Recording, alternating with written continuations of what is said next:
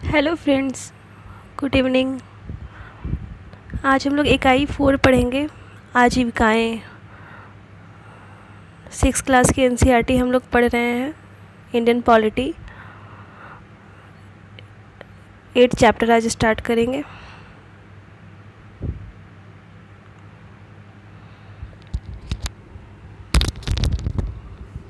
ग्रामीण क्षेत्र में आजीविका।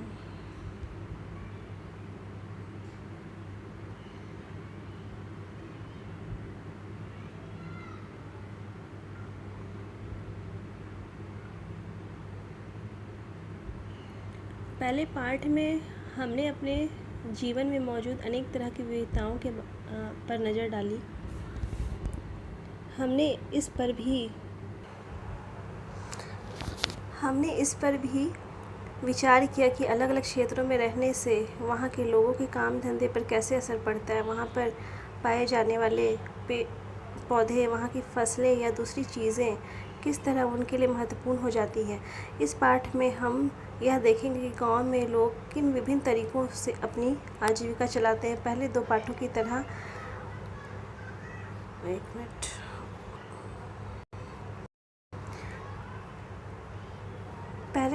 की तरह वहाँ भी हम इसकी पड़ताल करेंगे कि क्या लोगों के पास आजीविका चलाने के लिए समान अवसर उपलब्ध हैं या नहीं, उनके जीवन की परिस्थितियाँ एक दूसरे से कितनी मिलती जुलती हैं और वे किन समस्याओं का सामना करते हैं, इसे भी हम देखेंगे। ओके, चलिए देखते हैं। ऊपर दी गई तस्वीरों में लोग जो काम करते हुए दिख रहे हैं उस काम का वर्णन कीजिए। खेती से जुड़े कामों को अलग कीजिए और जो काम खेती से जुड़े नहीं हैं उनकी एक सूची बनाइए। आपने ग्रामीण क्षेत्रों में लोगों को कई तरह के काम करते हुए देखा है, उनमें से कुछ का चित्र बनाकर उनके बारे में लिखिए, है ना। आप देख पा रहे होंगे यहाँ बहुत तरह का काम हो रहा है।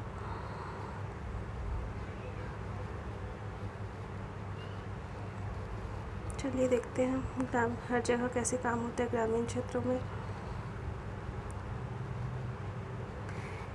कलपट्टू गांव तमिलनाडु से, एक मिनट फ्रेंड्स,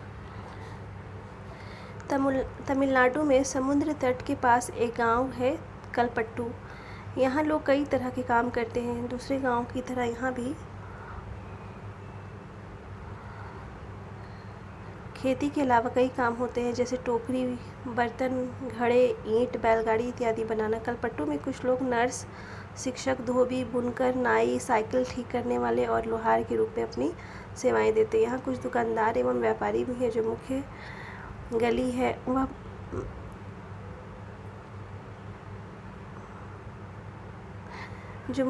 है वह बाज़ार की तरह दिखती है। उसमें आपको तरह तरह की कई छोटी दुकानें दिखेंगी, जैसे चाय, सब्जी, कपड़े की दुकान तथा 2 दुकान बीज और खाद की। 4 दुकान चाय की है, जहाँ टिफ़िन भी मिलता है। यहाँ टिफ़िन का मतलब है खाने पीने की हल्की फुल्की चीज़ें, जैसे सुबह इडली, डोसा व उपमा मिलता है और शाम के नाश्ते में वहाँ बोंडा व मैसूर पाक मिलता है। चाय की दुकानों के पास एक कोने में एक लोहार का परिवार रहता है। उसके घर में ही लोहे की चीज़ें बनाने का काम होता है। बगल में साइकिल की मरम्मत की एक दुकान है, वहाँ साइकिल किराए पर भी मिलती है। गांव में 2 परिवार कपड़े धोकर अपनी आजीविका चलाते हैं। कुछ लोग पास के शहर में जाकर मकान बनाने और लॉरी चलाने का काम करते। गांव छोटी छोटी पहाड़ियों से घिरा हुआ है। सिंचित जमीन पर मुख्यतः धान की खेती होती है। ज़्यादातर परिवार खेती के द्वारा अपनी आजीविका कमाते हैं। यहाँ आम और नारियल के काफ़ी बाग है। कपास, गन्ना और केला भी उगाया जाता है। आइए कुछ लोगों से मिले जो चली गई फ्रेंड्स।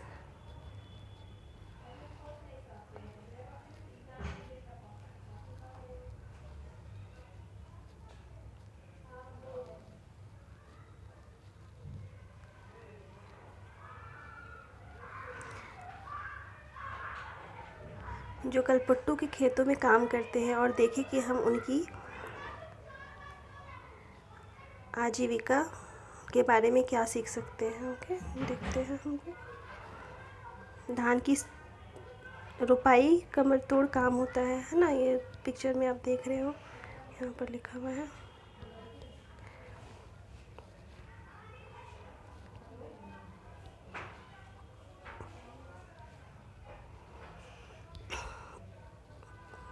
तुलसी।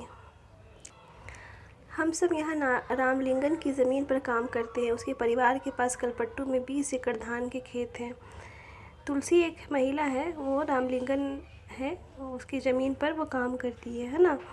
उसके पास 20 एकड़ ज़मीन है और उसमें धान की खेती होती। शादी से पहले भी मैं मायके में धान के खेतों में ही मज़दूरी करती थी। यहाँ मैं सुबह 8:30 से शाम 4:30 तक काम करती हूँ। रामलिंगन की पत्नी करुथमा काम की निगरानी करती। साल में कुछ ही मौके ऐसे होते हैं जब मुझे नियमित रूप से मज़दूरी मिलती है। यह उन मौक़ों में से एक है। मैं धान रोप रही हूँ। जब धान की फसल थोड़ी बढ़ जाएगी तो रामलिंगन हमें निराई के लिए और बाद में कटाई के लिए बुलाएगा। जब मैं कम उम्र की थी तो निराई कटाई का काम आसानी से कर लेती थी, लेकिन अब जैसे जैसे उम्र हो रही है मुझे झुक कर काम करने में, देर तक पानी में पैर डुबोए रहने से तकलीफ़ होती है। रामलिंगन एक दिन का 40 रुपये मज़दूरी देता है। मेरे गांव में मज़दूरी के रेट से थोड़ा कम है, फिर भी मैं मज़दूरी के लिए यहाँ आती हूँ। रामलिंगन पर मुझे भरोसा है कि काम करने होने पर वह मुझे ही बुलाएगा। बाकी लोगों की तरह आस पड़ोस के गांव में सस्ते मज़दूर ढूंढने नहीं जाता।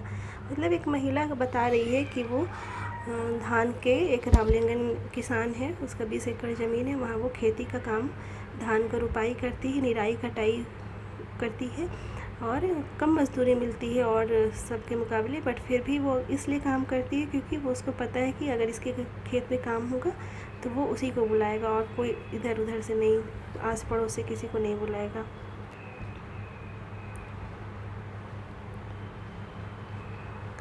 मेरा पति रमन भी एक मज़दूर है। हमारे पास कोई ज़मीन नहीं है। साल के इन महीनों वह खेती में कीड़ों की दवाई छिड़कता है। जब खेतों में कोई काम नहीं मिलता तो उसे पास की खान से पत्थर या नदी से बालू ढोने का काम मिल जाता है। वे पत्थर और बालू पास के शहरों में मकान बनाने के लिए ट्रक से ले जाए जाते हैं। खेत में काम करने के अलावा मैं घर का सारा काम करती हूँ।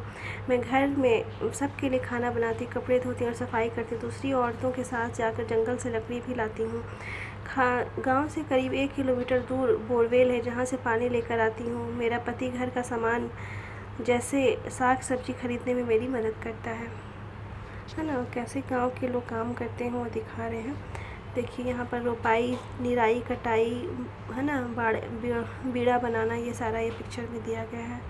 यहाँ पर आप देख पा रहे होंगे है ना। कब कब होता है बीड़ा बनाना? जून के टाइम में। रोपाई होता है अगस्त में, निराई होता है अक्टूबर, सितंबर अक्टूबर, फिर कटाई होता है नवंबर में। क्या तुलसी को साल भर कमाई के मौके मिलते? ऊपर दिए गए चित्र के आधार पर बताइए। नहीं मिलते हैं। जब खेती का काम होता है तभी उसको काम मिलता है ना।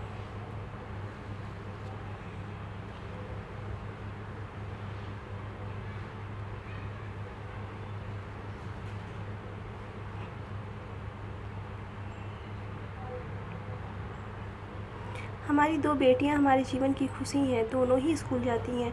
पिछले साल एक बेटी बीमार पड़ गई थी तो उसे शहर के अस्पताल ले जाना पड़ा। हमने उसके इलाज के लिए रामलिंगन से उधार लिया था और उस उधार को चुकाने के लिए हमें अपनी गाय बेचनी पड़ी। जैसा कि आपने तुलसी की कहानी पढ़ा है, ग्रामीण इलाकों में गरीब परिवारों का बहुत सारा समय पानी और जलावन की लकड़ी लाने एवं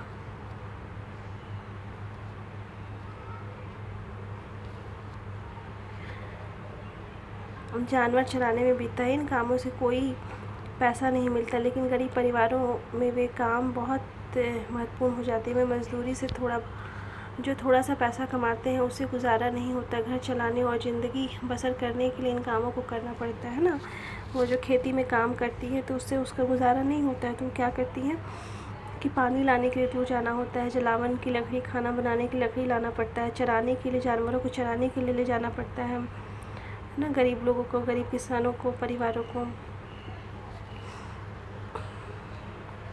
हमारे देश के ग्रामीण परिवारों में से करीब 40% खेतीहर मजदूर हैं, है ना। टोटल इंडिया में जो टोटल ग्रामीण परिवार है, किसान है, उसमें से 40% ऐसे हैं ग्रामीण फैमिली जो खेतीहर मजदूर हैं। खेती में दूसरे के खेत में जाके काम करते हैं, उनके पास अपनी ज़मीन नहीं है। कुछ के पास ज़मीन के छोटे छोटे टुकड़े हैं, बाकी तुलसी की तरह भूमिहीन है ना। कई बार जब पूरे साल उन्हें काम नहीं मिल पाता तो मजबूरन काम की खोज में उन्हें दूर दराज के इलाकों में जाना पड़ता है। इस तरह का पलायन कुछ विशेष मौसमों में ही होता है। तुलसी के काम का विवरण दीजिए, यह रमन के काम से कैसे अलग है? तुलसी को अपने काम के लिए बहुत कम पैसा मिलता है। आपकी समझ में खेतों में काम करने वाले मज़दूरों को कम पैसे का पर काम क्यों करना पड़ता है ना? आपके क्षेत्र में या पास के गांव में कौन सी फसलें उगाई जाती हैं? वहाँ खेतिहर मजदूर किस तरह का काम करते हैं? अगर तुलसी के पास खेती की ज़मीन होती तो उसकी कमाई यानी आजीविका के तरीके कैसे अलग होते? चर्चा कीजिए। ऑब्वियसली तुलसी का काम का विवरण दीजिए। क्या काम कर रही है? खेती में मजदूर निराई कटाई बुआई करती है। रमन के काम से कैसे रमन क्या मजदूरी का काम करता है? तुलसी को अपने काम के लिए बहुत कम पैसा, आपकी समझ खेतों में काम कर मजदूरों को कम पैसे का काम क्यों करना पड़ता है? क्योंकि उनके पास अपनी ज़मीन नहीं रहती है तो उनके दूसरे के खेतों में काम करना पड़ता है। वहाँ फैक्ट्री वगैरह नहीं रहती है और कोई दूसरा साधन नहीं रहता है। आपके क्षेत्र में या पास के गाँव में कौन कौन सी फसलें उगाई? ऑब्वियसली चावल वगैरह, गेहूँ वगैरह या फिर साग सब्ज़ी दाल वगैरह हम लोग देखते हैं, सरसों वगैरह उगता है। अगर तुलसी के पास खेती की ज़मीन होती तो उसकी कमाई यानी आजीविका के तरीके कैसे अलग होते? आप एक पूछ रहा है कि अगर उन पास खेती की ज़मीन होती तो कैसे होती? फिर वो खुद अपने खेत में काम करती, किसी और से करवाती, उसको फिर जाकर मार्केट में बेचती, तो वो उन लोग का फिर लाइफ स्टाइल अलग रहता, आजीविका, है ना।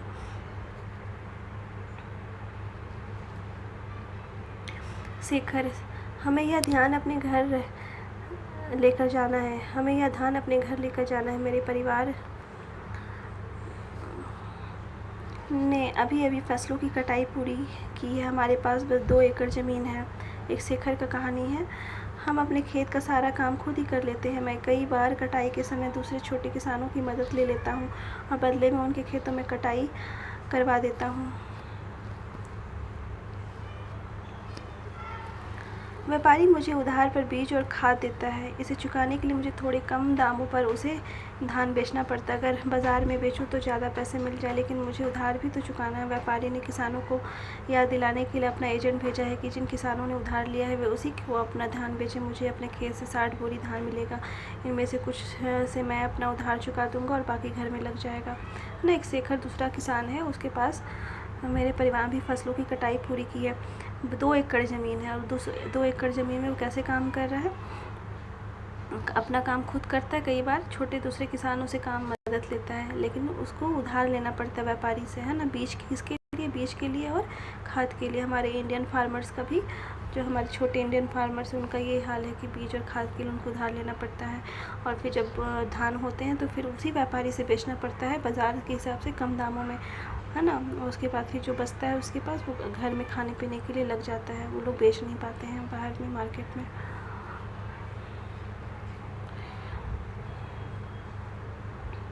लेकिन मेरे हिस्से में जो आता है वह सिर्फ 8 महीने तक ही चल पाता है, इसलिए मुझे और पैसे कमाने की ज़रूरत पड़ती है ना। उसके पास जो धान उगाता है वो 2 एकड़ जिसके पास ज़मीन है, तो बस 8 ही महीना साल का 4 महीना उसे अपने काम करना पड़ता है खाने के लिए।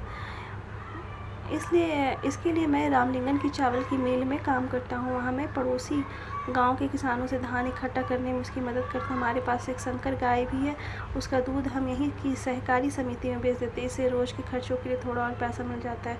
कर्ज लेने पर, जैसे कि आपने ऊपर पढ़ा, कई बार शेखर जैसे किसान ज़रूरी चीज़ें खरीदने के लिए पैसा कर्ज लेते हैं। अक्सर ये पैसा किसके लिए रहते हैं? बीज के लिए रहते हैं, खाद के लिए रहते हैं, कीटनाशक खरीदने के लिए रहते हैं, साहूकार से कर्ज लेते हैं, है ना।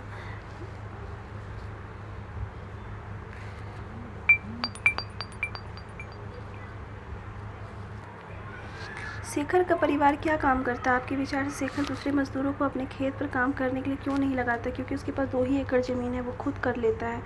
शेखर के पास 2 एकड़ ज़मीन है तो धान खेती करता है।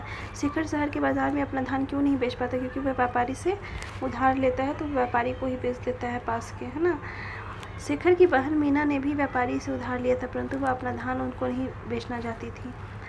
ये देखते हैं शेखर की कहानी। शेखर की बहन मीना ने भी व्यापारी से उधार लिया था, परंतु वह अपना धान उसको नहीं बेचना चाहती थी। उसने व्यापारी के एजेंट से कहा कि वह अपना धार चुका देगी मीना और व्यापारी के एजेंट के बीच में इसको लेकर क्या बातचीत हुई कि दोनों के तर्कों को लिखिए। शेखर और तुलसी के जीवन में क्या समानताएं हैं और क्या अंतर है। तुलसी जो एक मजदूर रहती है, खेतीहर मजदूर, दूसरे खेत में काम करती है, और शेखर के पास 2 एकड़ ज़मीन रहता है तो वो खुद काम करता है। और जो 4-8 महीना वो अपना उपज के लिए रख लेता है, खाना चावल, और जो 4 महीना बचता है उसके लिए वो एक संकरी गाय से दूध बेचता है और फिर एक मिल में काम करता है ना, रामलिंगन के मिल में। उनके पास कितनी ज़मीन है, उसको उधार क्यों लेना पड़ता है, उनकी कमाई के साधन क्या है और उन्हें दूसरों की ज़मीन पर काम करने की क्या ज़रूरत है।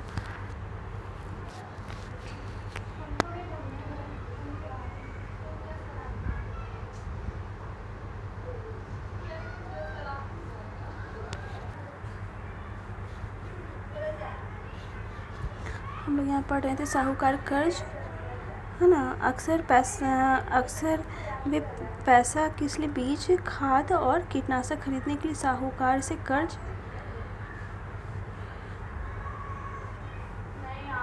लिया जाता है।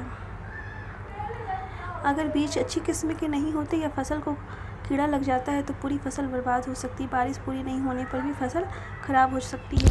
ऐसी स्थिति में किसान अपना उधार नहीं चुका पाते हैं। कई बार परिवार चलाने के लिए उन्हें और पैसा कर्ज के तौर पर लेना पड़ता है। जल्दी ही कर्ज इतना बढ़ जाता है कि किसान कितना भी कमा ले वह उसे चुका नहीं पाता। इस स्थिति में कहते हैं कि किसान कर्ज तले दब गया है ना। इस स्थिति बन जाती है कि जल्दी कर्ज इतना बढ़ जाता है कि किसान नहीं चुका पाता है और किसान कर्ज तले दब जाता है। पिछले कुछ सालों में यह किसानों की विपदा का मुख्य कारण बन गया। कई क्षेत्रों में किसानों ने कर्ज के बोझ से दबकर आत्महत्या कर ली है ना। हम लोग देखते हैं कि ऐसा न्यूज़ वगैरह में सुनते हैं कि किसान आत्महत्या कर ली। ज़मीन के अलावा रामलिंगन के परिवार के पास एक चावल की मिल है और बीज व कीटनाशक बेचने के लिए एक दुकान है।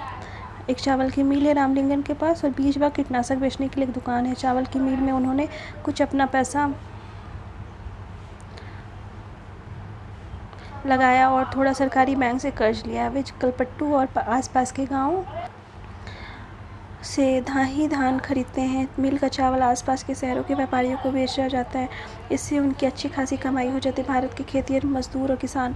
कलपट्टू गांव में तुलसी की तरह के खेतीहर मजदूर हैं, शेखर की तरह के छोटे किसान हैं और रामलिंगन जैसे बड़े किसान हैं। भारत में प्रत्येक 5 ग्रामीण परिवारों में से लगभग 2 परिवार खेतीहर मजदूरों के हैं। ऐसे सभी परिवार अपनी कमाई के लिए दूसरों के खेतों पर निर्भर रहते हैं। इनमें से कई भूमिहीन हैं और कईयों के पास ज़मीन के छोटे छोटे टुकड़े हैं, है ना।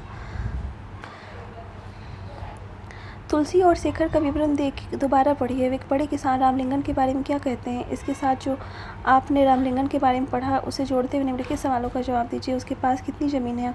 20 एकड़ ज़मीन। अपनी ज़मीन पर उसने वाले धान का वह क्या करता है? वह बेच देता है। व्यापारी, है ना। खेती के अलावा उसकी कमाई के और क्या साधन है? और उसके पास मिल है, खाद के बीज है ना, खाद और उर्वरक के, कीटनाशक के बीज और खाद। शेखर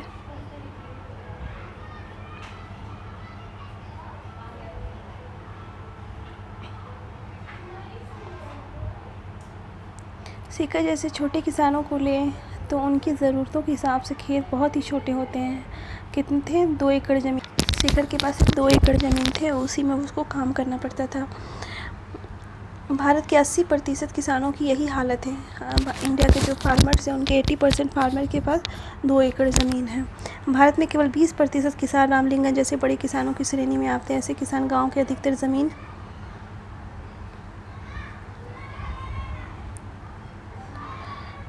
खेती करते हैं। उनकी उपज का बहुत बड़ा भाग बाज़ार में बेचा जाता है। कई बड़े किसानों ने अन्य काम धंधे भी शुरू कर दिए, जैसे दुकान चलाना, सूद पर पैसा देना, छोटी छोटी फैक्ट्रियाँ चलाना। बहुत सारे किसान दुकान चलाते हैं, सूद पर पैसा देते हैं, छोटी छोटी फैक्ट्रियाँ चलाती हैं, है ना।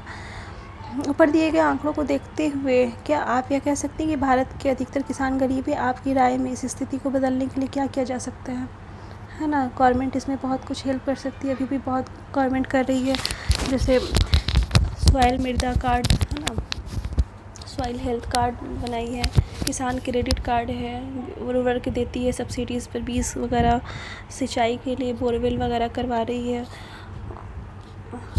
ड्रिप सिस्टम, है ना, ड्रिप प्रणाली शुरू की गवर्नमेंट।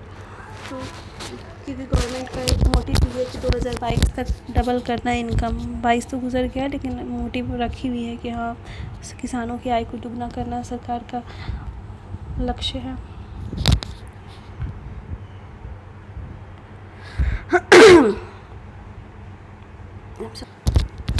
थोड़ा मुझे कोल्ड है।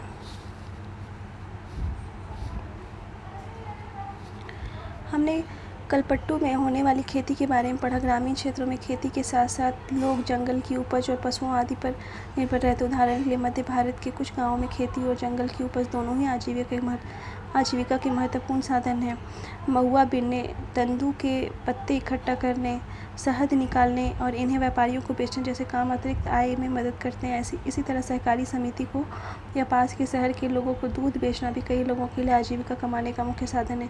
समुद्र तटीय इलाके में हम देखते हैं कि पूरे के पूरे गांव मछली पकड़ने में लगे हुए हैं। आइए अरुणा और पारिवेलन के जीवन के बारे में पढ़कर मछली पकड़ने वाले एक परिवार के बारे में थोड़ा और जानें। यह परिवार कलपट्टू के पास पुदुपेट नाम के गांव में रहता है। देखते हैं नागालैंड की सीढ़ीनुमा खेती कैसे होती है, देखते हैं। यह एक गांव है।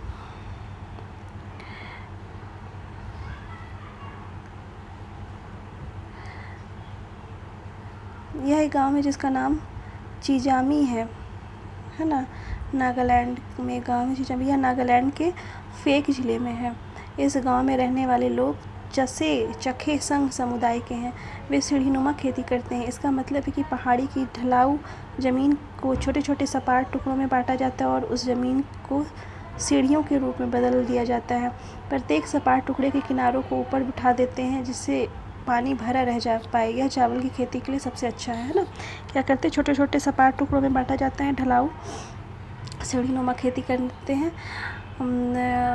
और उस ज़मीन को सीढ़ियों के रूप में बदल दिया जाता है। सीढ़ी बनती है ना, वैसे प्रत्येक सपाट टुकड़े के किनारों को ऊपर उठा देते हैं जिससे पानी भरा रह पाए। यह चावल की खेती के लिए सबसे अच्छा।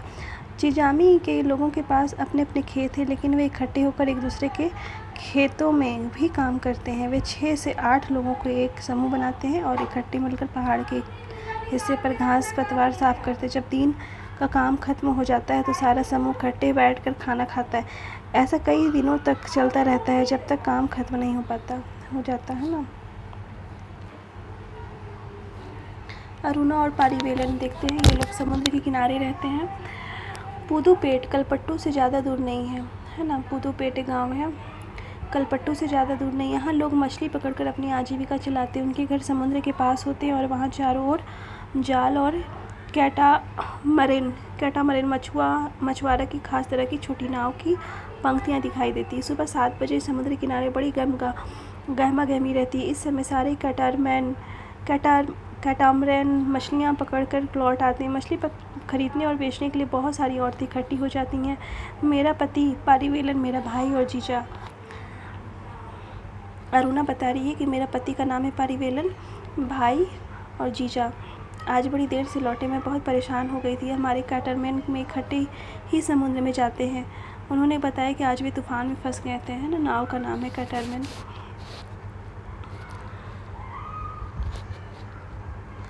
आज जो मछलियाँ पकड़ी गई उनमें से मैंने परिवार के लिए कुछ मछलियाँ एक तरफ उठा कर रख दी, बाकी मैं नीलाम कर दूँगी। इस नीलामी से जो पैसा मुझे मिलता है वह 4 भागों में बढ़ जाता है। 3 हिस्से उन 3 लोगों में बट जाते हैं जो मछली पकड़ने जाते। बाकी एक हिस्से उसे मिलता है जिसकी नाव और जाल वगैरह होते हैं। चूँकि जाल कैटरमैन और उसका इंजन हमारे हैं तो वह हिस्सा भी हमें ही मिल जाता है। मैंने बैंक से उधार लेकर एक इंजन खरीदा है जो कैटरमैन में लगा हुआ है। इससे ये लोग समुद्र में दूर तक जा पाते हैं और ज़्यादा मछलियाँ मिल जाती हैं। नीलामी में जो औरतें यहाँ मछलियाँ खरीदती हैं वे टोकरी भर कर पास के गांव में बेचने के लिए ले जाती। कुछ व्यापारी में भी हैं जो शहर की दुकानों के लिए मछलियाँ खरीदते हैं। मैं दोपहर 12 बजे तक ही नीलामी का काम निपटा पाती हूँ। शाम को मेरा पति और बाकी रिश्तेदार मिलकर जाल को सुलझाते हैं और उसकी मरम्मत करते हैं। कल सुबह 2 बजे वे फिर समुद्र की तरफ चल देंगे। हर साल मानसून के दौरान करीब 4 महीने तक वे समुद्र में नहीं जा पाती क्योंकि यह मछलियों के प्रजनन का समय है ना। समुद्र का काम करते हैं ये लोग, तो देख पा रहे हो 4 महीना नहीं जा पाते क्योंकि प्रजनन का टाइम होता है मछलियों का। और जो मछली लोग मारते हैं वो 4 भाग में बांट लेते हैं। 3 लोग और जिसका इंजन है, जिन्होंने बैंक से कर्ज लेकर के ख़रीदा है वो, और जाल वगैरह है वो 1 भाग रख लेते हैं मछली का।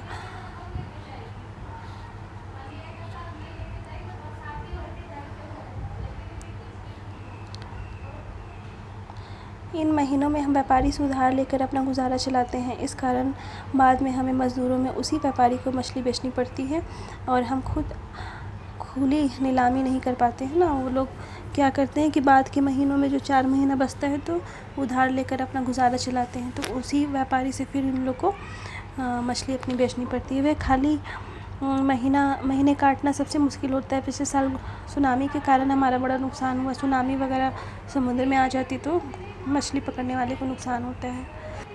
ग्रामीण क्षेत्र में आजीविका के साधन। ग्रामीण क्षेत्र में लोग अपनी आय विभिन्न तरीक़ों से कमाते हैं। कुछ खेती बाड़ी का काम करते हैं और कुछ अन्य काम करके अपनी आजीविका चलाते हैं। खेती में कई तरह के काम शामिल, जैसे खेत तैयार करना, रोपाई, बुआई, निराई और कटाई। फसल अच्छी हो इसके लिए हम प्रकृति पर निर्भर है। इस तरह जीवन रीतियों के इर्द गिर्द ही चलता है। बुआई और कटाई के समय लोग काफ़ी व्यस्त रहते हैं और दूसरे समय काम का बोझ कम रहता है। देश के अलग अलग क्षेत्रों में ग्रामीण लोग अलग अलग तरह की फसलें उगाते हैं, फिर भी हम उनकी जीवन की परिस्थितियों में और उनकी समस्याओं में काफ़ी समानताएं पाते हैं, है ना। बोले ग्रामीण लोग अलग अलग तरह की फसलें उगाते हैं, फिर भी हम उनके जीवन की परिस्थितियों में और उनकी समस्याओं में काफ़ी समानताएं पाते हैं। लोग कैसे ज़िंदगी बसर करते हैं और कितना पैसा कमा पाते हैं, यह इस बात पर निर्भर करता है कि वे जिस ज़मीन को जोतते हैं वह कैसी है ना। लोग कैसे ज़िंदगी बसर करते हैं और कितना पैसा कमाते हैं, या इस बात पर निर्भर करता है कि वे जिस ज़मीन को जोतते हैं वह कैसी है। कई लोग उस ज़मीन पर मज़दूरों के रूप में निर्भर है। ज़्यादातर किसान अपनी ज़रूरतों को पूरा करने और बाज़ार में बेचने के लिए भी फसलें उगाते हैं। जैसे वो 2 एकड़ वाले, है ना, उनका जो ज़मीन था तो वो बाज़ार में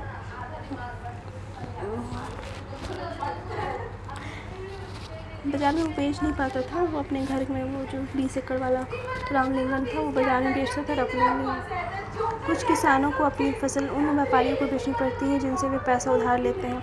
गुजर बसर करने के लिए कई परिवारों को काम की खातिर उधार लेना पड़ता है या फिर तब लेना पड़ता है जब उनके पास कोई काम नहीं रहता। ग्रामीण क्षेत्रों में कुछ परिवार ऐसे हैं जो बड़ी बड़ी ज़मीनों और व्यापार और अन्य काम धंधों पर फल फूल रहे हैं। फिर भी ज़्यादातर छोटे किसानों, खेतीहर मजदूरों, मछली पकड़ने वाले परिवारों और गांव में हस्तशिल्प का काम करने वाले लोगों को पूरे साल रोज़गार नहीं मिल पाता है। बहुत लोग ऐसे हैं जो काम अपना गुजर बसर करते हैं, अच्छा काम करते हैं ना। बड़ी बड़ी ज़मीनें हैं उनके पास, व्यापार का और सब काम करते हैं। जैसे वो रामलिंगन के पास मशीनें, फैक्ट्रीज़ थी, वहाँ पर चावल पीसने का काम, बीज का दुकान था, खाद का दुकान था, उर्वरक वगैरह का। लेकिन कुछ ज़्यादा छोटे किसान ऐसे हैं जो खेतीहर मजदूर सुबह के खेतों में काम करते हैं, मछली पकड़ने का काम करते हैं, हस्तशिल्प अपने हाथ से कुछ क्राफ्ट वगैरह बना करके आप लोग देखते हैं गांव के लोग बनाकर, जैसे लकड़ी का बहुत सारा सामान बनाकर बेचते हैं शहर में लाकर। तो वो लोग इस तरह से अपनी आजीविका को चलाते हैं। देखते हैं क्या बोल रहा है। शेखर और अरुणा दोनों के ही परिवारों को उधार क्यों लेना पड़ता है, आपको उनमें क्या समानता और क्या अंतर दिखते हैं ना। शेखर 2 एकड़ ज़मीन रहता है, फिर भी उसको उधार लेना पड़ता है अपने बीज और खाद के लिए। अरुणा को भी उधार लेना पड़ता है क्योंकि वो 4 महीना जो खाली समय रहता है तो उसको उधार लेकर के अपना गुजारा करना पड़ा। क्या आपने सुनामी के बारे में सुना है? यस, 2004 में बहुत बड़ी सुनामी आई थी। यह क्या होता है, इससे अरुणा जैसे परिवारों को क्या नुकसान हुआ होगा? बिल्कुल बहुत नुकसान होता है जब सुनामी आती है, तो क्योंकि लोग मछली नहीं पकड़ पाते तो अपने आजीविका का साधन नहीं जुटा पाते हैं और फिर उनको उधार लेना, और जब उधार लेना पड़ता है तो उधार बढ़ जाती है तो वो लोग कर्ज के तले दब जाते हैं, कर्ज के बोझ में, है ना। और कभी कभी ऐसा भी सिचुएशन आता है कि उन्हें सुसाइड वगैरह करना पड़ जाता है, तो एक्सट्रीम सिचुएशन भी आती है। क्वेश्चन से आप देख रहे हो यहाँ पर। ओके फ्रेंड्स, है ना। आज 8 क्लास एक्चुअली मेरी तबीयत तो ठीक नहीं थी इसलिए कंप्लीट नहीं कर पा रही हूँ, बट कोई नहीं। Okay, thank you.